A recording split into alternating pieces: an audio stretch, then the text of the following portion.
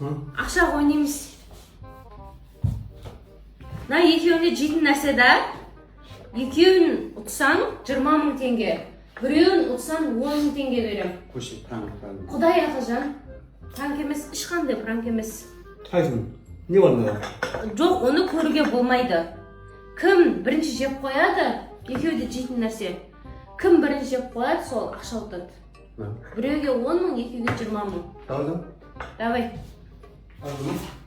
Ош, давай. Дайынсың ба? Давай.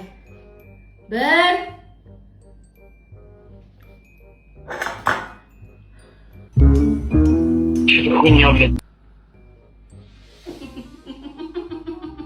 Бір дедім де қойдың ғой, сен үшке дейін санайын дедің өзі.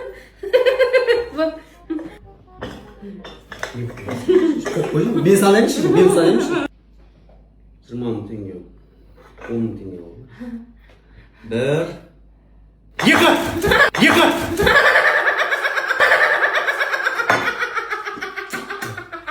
Ya adam emmesin, malsın be. Yemeğe korkmuş iş.